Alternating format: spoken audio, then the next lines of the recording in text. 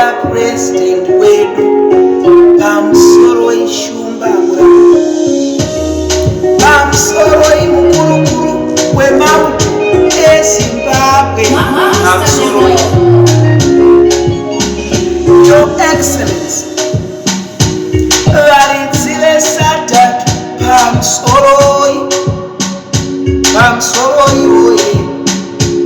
isu vana venyu tauya nechichemo chiri kutishungurudza uyu temba magorimbo baba vaMnangagwa tauya nechichemo chedu chibodzi temba ari kutishungurudza ari kukanganwa temba kuti ndiye ambasada wetsivo aluza focus these days ari kukanganwa temba kuti ndiye Mike Tyson wedu temba ari kudzirwa nhasi chaiye achokwa ndokugemuka ridhimu kwava kutobreka rekodi nhasi chaiye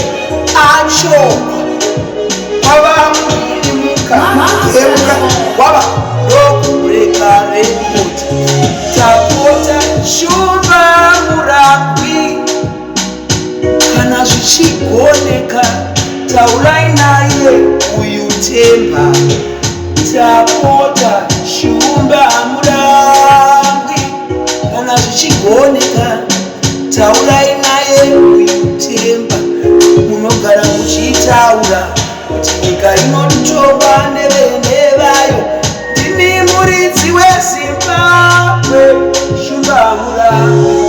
munogara muchireketa kuti nyika inotongwa nevene vayo ndini muridzi weZimbabwe sekuru vangu temba magorimbo nhasi chaiye achokwa ndokugemuka ridhimu kwava kutobreka rekodi nhasi chaiye temba achokwa gemu ridhimu kwava ndokubreka rekodi baba temba anoswera kuTiktok achingotepa screen achipedza simba mumaoko baba temba uyu temba anoswera achishandisa simba reuambasada kuTiktok